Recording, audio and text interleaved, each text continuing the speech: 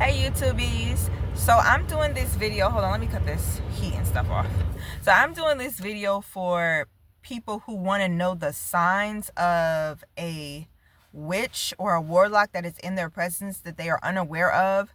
There are a lot of people who have coworkers, have friends, family members who practice witchcraft, who have witchcraft on them, and they are just very unaware of it. They wonder why they can't ever shake this person. They always keep coming back to this person, or they always feel like they're attached to this person somehow, and they don't realize it. So y'all know I got to start y'all off with some Bible, of course. So this is from Deuteronomy chapter 18, and it's verses 10 through 12. It says, "There shall not be found among you anyone that maketh his son or daughter pass through the fire." Obviously, that's old days. We don't do that anymore. "Or that useth divination," and divination is just like seeking knowledge of the future or unknown by supernatural means.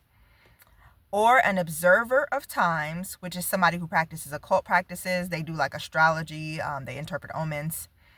It says an observer of times, or an enchanter or witch or charmer, or a consulter with familiar spirits, or a wizard, or a necromancer. And a necromancer, for those who don't know, is a practitioner of magic who attempts to conjure or communicate with the dead. So it says, "For all that do these things are an abomination to the Lord. And because of these abominations, the Lord thy God doth drive them out from before thee." So that is just for those of you who are saying, there's white witches and there's witches who are good and there's witches. It doesn't matter if you think that person is good or bad. The Lord says no. I don't always pretend to love everything that God says no to, but I'm obedient. God says don't do it, or else he's going to drive them out from before thee. So I wanted to give like some signs. I wrote them down so I didn't forget anything. I still might have forgot some stuff. So if by the end of this video y'all are like, no, you forgot some stuff, like put it in the comments for other people to see, because it helps other people. Not only does it can help me too. I don't act like I'm uncoachable or unteachable. You can teach me some things too. So if you notice that I'm missing some stuff, or there's something like that I didn't say, put it in the comments. Like, let everybody else see it. So here are some telltale signs that you may be dealing with a witch or a warlock or somebody who practices any type of like black magic or occult spells and stuff like that. The first one, and this is a very simple one. If your spirit is pulling when you are in front of or next to somebody, every time you come around this person, you can't put your finger on it, but you are like, there is something off about this person and I cannot quite put my finger on it. You ever heard somebody say that? Like, it's something about them. And obviously there's people who are just jealous of other people, and it's just weird reasons they don't get along with anybody. I'm not talking about a person like that. I mean somebody who is literally maybe just friendly and whatever, but they just are like, I cannot get along with this person. I feel very weird every time I come into contact with them. That is a telltale sign there. Because when you have a godly spirit and you get around somebody who does not have a godly spirit, they have an unclean spirit, your spirits are going to be warring inside. It's not going to be a fleshly thing, but your spirit is going to be pulling from their spirit. And that's God trying to tell you, your spirit is telling you like, hey, something is off with this person. Always go with your first mind. Your first spirit is what I say, because your spirit gonna tell you before anything else. Before your eyes can tell you, your spirit gonna warn you. We just ignore it most of the time. And so the next sign I put is somebody that's noticeably always admiring or copying or following you. Now, there are people who just, they grew up lonely, only children, and they do certain weird things. But this is like a noticeable admiration to where they're always complimenting you. Oh, I love your hair. I love this about you. You say you want something and you don't, the next day you come to school or to work or whatever, and you see that that person has it. And you're kind of like, what the heck? People are so weird. Like, you're just looking at it like a normal thing. Like, she wants to be me so bad. And you don't take that lightly. There's people out here who are willing to do black magic and destiny swap with you to take your life and be you, because they admire you so much, or they're jealous that of the way that everybody else loves you or what you have, and they want to be you. Do not always take that lightly, because people practice black magic for real. I feel like when people say witch, we always expect somebody to be wearing like a pointy hat, have green skin, pointy nose, riding a broom. This is the 21st century. Ain't nobody looking like that no more. These witches out here looking like me and you. Beautiful. I've seen beautiful witches. They out here looking just like me and you. They don't look like they're not standing over a cauldron going bubble, bubble, toil in trouble, whatever the heck they say, like hocus pocus. They're not doing that. They are regular looking humans out here, masking it. So yeah, if somebody's always like admiring you, following, touching you, that could be a sign that they do some sort of witchcraft. The second one that I wrote down is somebody who is always touchy-feely with you. If you notice a person is always very like touchy-feely, and I don't mean like boyfriend, girlfriend, or we're best friends, or just watch somebody who always wants to touch you. They always want to play in your hair, or they always want to rub your belly, or do like little weird things, because that is a way too that people can get spells put on you by grabbing, snatching your hair out of your head, by placing their hand on your stomach. Like, that's why if you are having a baby, if you are pregnant, and I know y'all have heard this already before from like the elders or your mother, people always tell you, be careful of, number one, who you're hugging and who you let touch your baby or your stomach when you're pregnant, because people will literally cast spells on your babies that are not even born yet. That's how weird people are. So the next one I wrote down is somebody always wanting to cook for you and are offended if you say no. That is, again, a number one way of knowing, like, every time you want to cook for me and I say no, you're offended. Like, they are just adamant on you eating whatever it is that they cooked. That is another way that witches do things to you. They put things in your food. It is easier for you to digest something than them to try to touch you or put something on you, because then you might notice. But if you just simply eat this food, you're not going to notice. You're not going to notice that they put some blood in your spaghetti. Or weird, because that's what they do. They do weird things like that. Or they put their, there was a video floating around of a lady, and somebody was out the window recording her, and she didn't know. And she was like cooking a big pot of something. This was like in a different, obviously different place, like overseas somewhere, I don't know. But she was cooking something, and she literally took off her panties and put them in the pot and started stirring it. Like, how disturbing is that? Like, that is a form of witchcraft. People putting their underwear in things, their bodily fluids in things. So be very careful about who you're eating from and you're accepting food from people. Open or not, I don't trust nobody or nothing. I pray over all my food. If I got it from somebody, they throw those little parties and stuff at work. Man, I don't eat from them people. I don't even play like that. So the next one that I wrote down is the jewelry that people are wearing. You have to be, when people give you jewelry as well, besides what they are wearing, when people want to give you jewelry, just be very careful about that, because it is very easy for witches to cast spells and put spells on items. So when somebody's, oh, I bought you this necklace, or I bought you this bracelet, these are friendship bracelets, wear yours every day. Yeah, they want you to wear it every day because they're keeping you all witchcrafted up.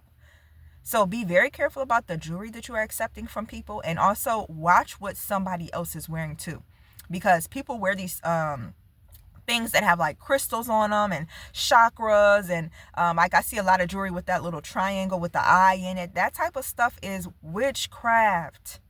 If somebody always wears that type of jewelry, like understand that that person probably practices witchcraft. That person is a witch, or they are around somebody very witchy, and they could be under a spell too. Who knows?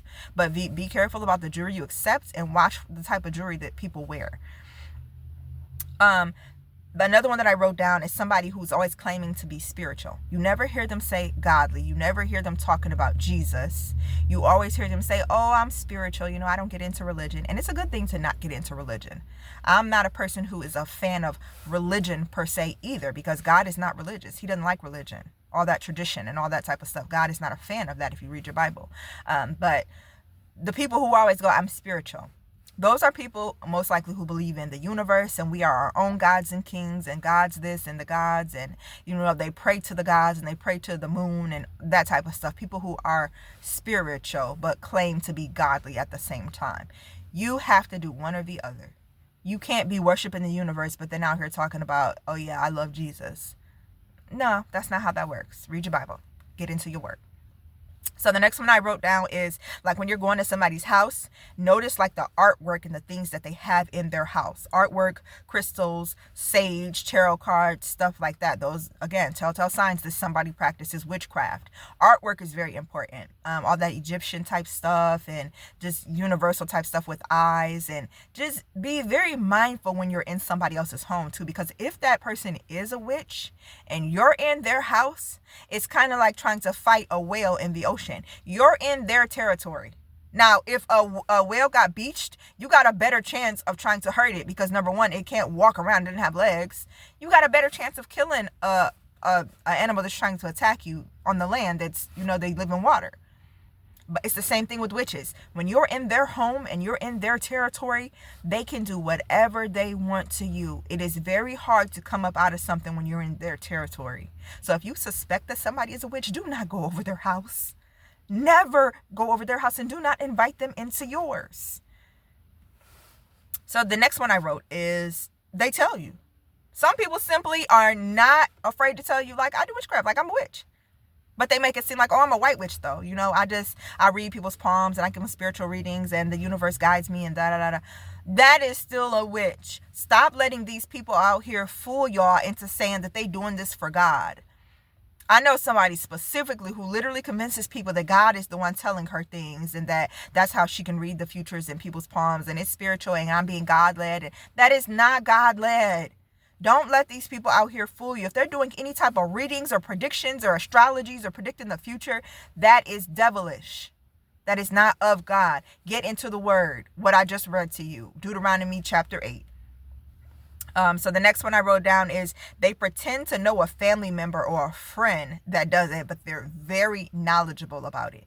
Now, having knowledge about a subject doesn't make you a culprit or doesn't make you, you know what I mean? But there are people out here, like I was introduced to somebody not too long ago, and we started talking about it being godly and witchcraft a little bit, and she knew a lot. And then all of a sudden she volunteers, oh, I have a family member, a very close family member who does it. That's how I know all this stuff. You know, I'm just a little bit interested in it. She's like, but no, I love Jesus and I just went into it. And just the way my spirit was feeling, I'm like, she probably done got into it. She's just afraid that I'm going to judge her about it. I'm going to tell you that you shouldn't be doing it, but I'm not going to judge you. If that's what you want to do, that's your business, but I'm going to stay away from you. Please don't be offended, but that's not my forte, and I would rather not be around nobody like that who's practicing witchcraft knowingly. But yeah, people that are going, oh yeah, I know somebody who close who does this, and oh yeah, my cousin or my sister, but I don't get into that. And